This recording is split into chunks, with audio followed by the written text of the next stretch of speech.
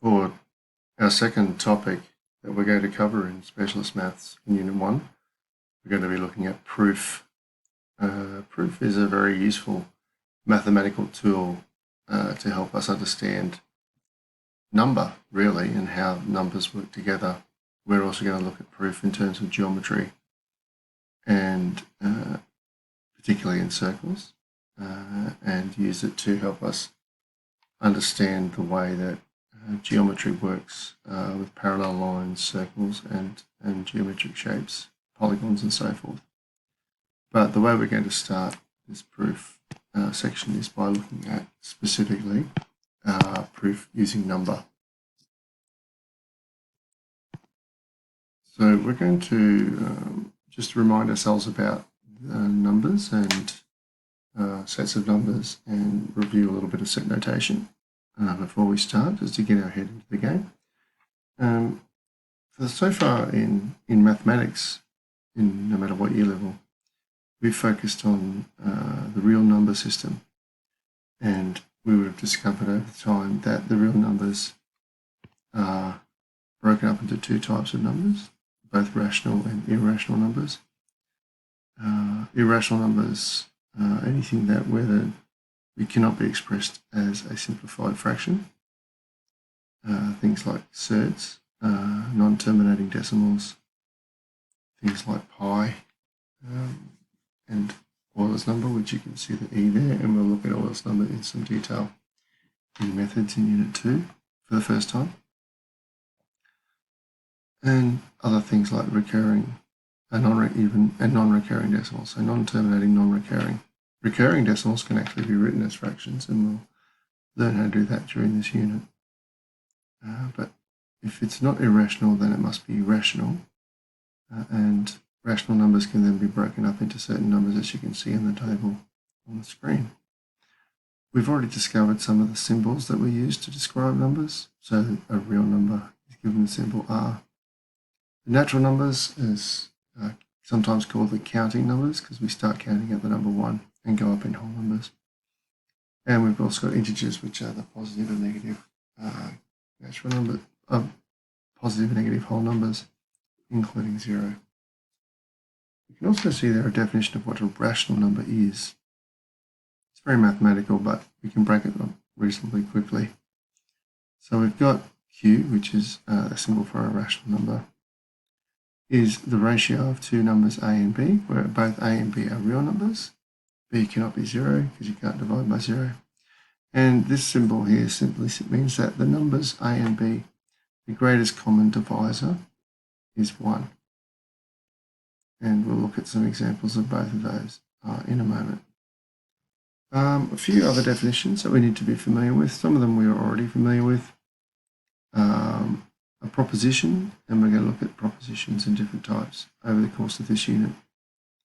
A proposition is simply a statement or a sentence that is either true or false. Now, it sounds like a pretty obvious statement to make, but it's going to become important. But specifically, it's not just a statement, it's a mathematical statement. And we're going to propose a number of things, and we're going to look at ways that we can either prove that they are true or that they are false. Some other set notation that we've covered a little bit already.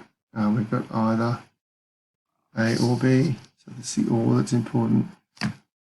We've already determined through our calculations in probability that if we see the word or, it generally means that we're going to add together if it's in probability. And we've got some symbols that we'll use a little bit later as well. We see A and B means both options are true. Sorry, A or B is one of the options are true. And only one has to be true for the statement to be true. And we've also got this idea of negation. So if something is true and we negate it, it means it's false. But if it's false, we negate it, it means it's true. Two different symbols for negation, as you can see on the screen. So you've got this funny looking little angle thing, which is sometimes used in some references, but what we're going to use is the dash, because it's like complement that we've been working in probability, so that's reasonably straightforward. Okay, and we've got set notation of Venn diagrams, which you can see here. Some quick examples. We have a set of numbers here. Select the set of numbers that are either even or prime. So if we do our even number set first, then we can easily quick those out. Alright, and so from this set we've got 2, 4, 6, 8. And if we do the prime numbers, here's a bit of a test for you. Which of those numbers are prime? So we all know that number 1 is not prime. 2, 3, 5, 7 are our prime numbers in that set. The rest are composite. So if we want even or prime, then we're just the numbers that are the combination of those two sets. Well, 2 is in both sets, so we're just that. And we got 3, and then we have 4, and then 5, 6, 7, and 8. Okay, that's as simple as that. From the set of numbers, so the same set of numbers, select the numbers that are even and prime. We've already identified what our even and prime numbers are. So we want an even and prime, so it's our intersection of the two sets.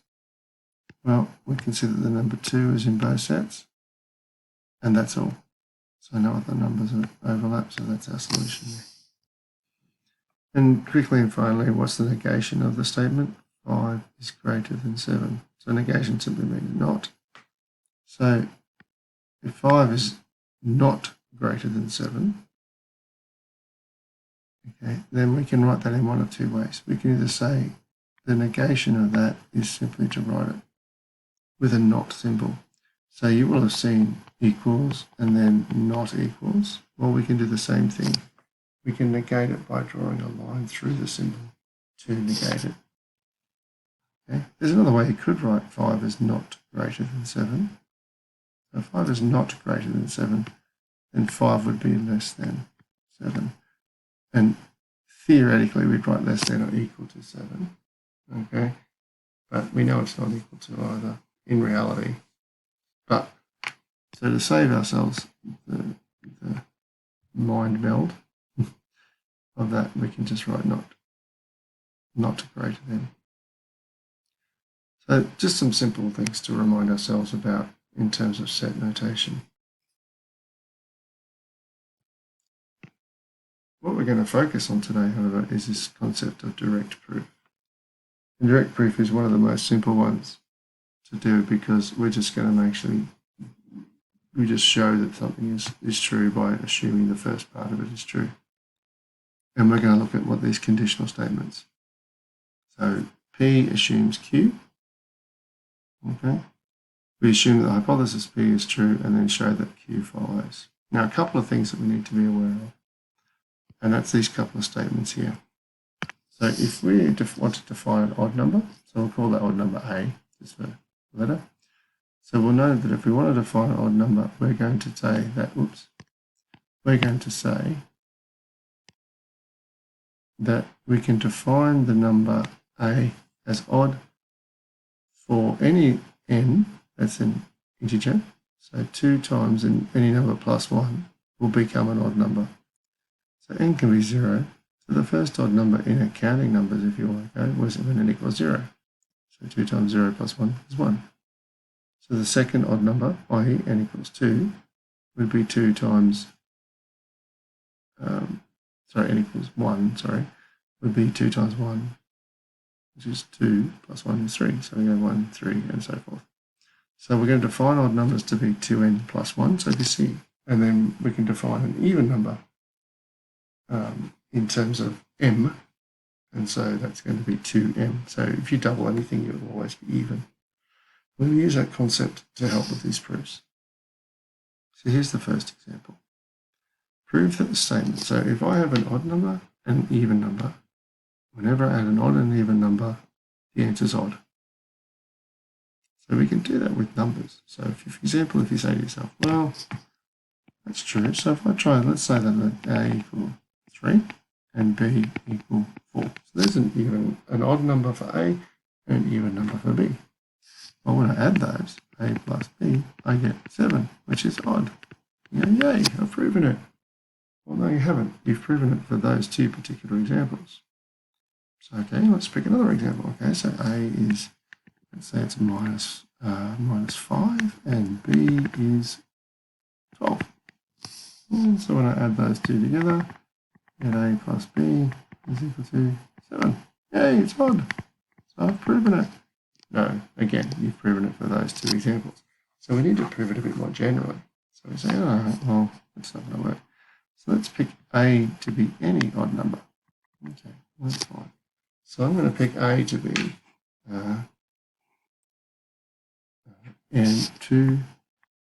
n plus 1. Okay, so that's very true. So I can pick that and go, well, that's pretty simple. And then I'm going to say B is an even number. So I'm going to make that to m. All right, so remember that n is just an integer and that m is an integer. So I've got m and n both being some integers. They don't have to be the same. They can be completely different numbers, but they're just integers. So, all right, so therefore A plus B is going to equal 2n plus 1 plus 2m. Okay, so let's rearrange that. So 2n plus 2m plus 1. So if I take that out and go 2 outside of n plus m plus 1. Well, what have I done here? So let's have a look at this. Tell me what you think that is equal to. Well, n is an integer and m is an integer. So if I add two integers, I'm just going to get another integer. So I've just got a third integer, which we'll call k, just for something to call it. So basically what I'm saying to you then is I've got 2 times an integer plus 1. Well, that's just odd, which is an odd number.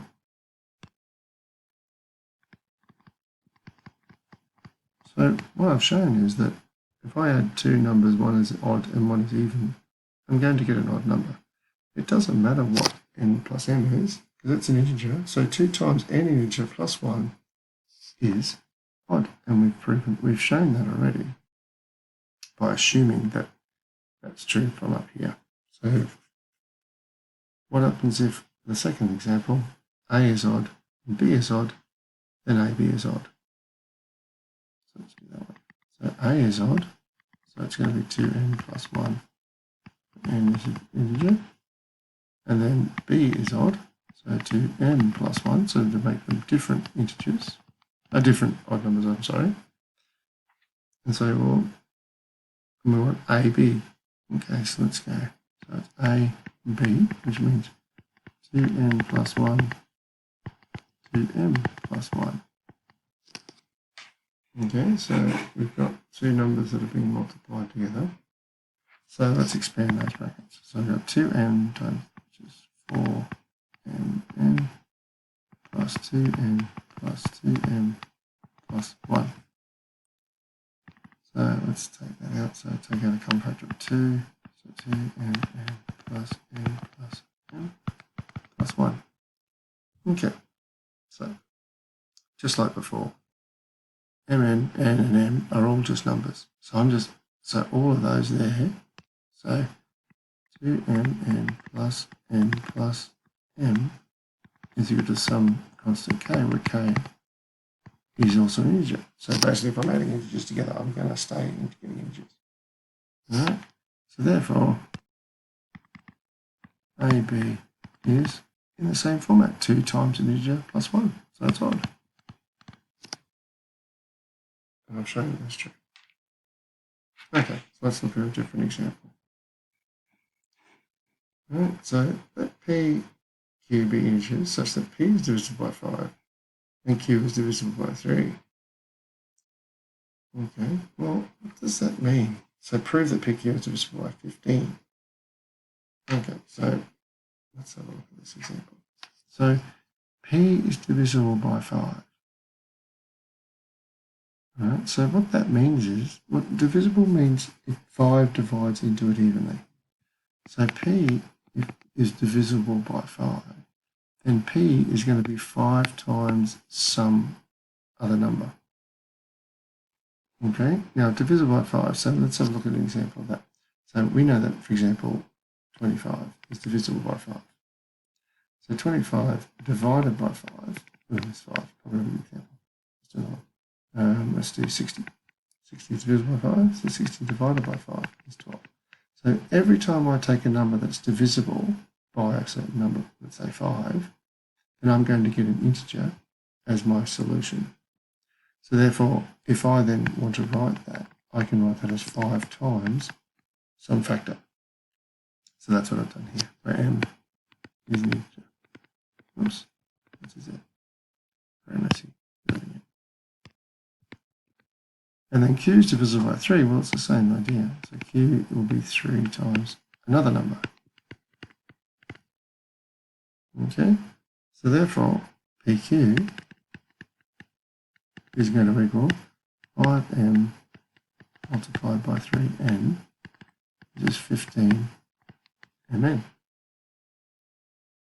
So we've basically shown it, because as you can see here, it's divisible by 15. So pq is 15 times the product of two other integers. So therefore, pq is divisible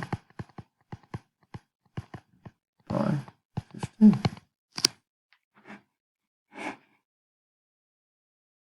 Okay. So down here, let x and y be positive real numbers. Okay, so prove that if x is greater than y, then x squared is greater than y squared. Okay, oh well, so if x is greater than y, then it's true to say that if I subtract those two, that answer is going to be greater than 0. Okay, give yourself a second. Okay, so therefore let's try, what about x, therefore, what if x squared is greater than y squared? So we're, by the way, assuming this is true. Why are we assuming this is true? Because it says if that's true. So we assume that if this is true, okay, then let's see that x squared is greater than y squared. So let's do the same idea. So x squared minus y squared has to be greater than 0. For the same logic up above. We've got to prove that's true though.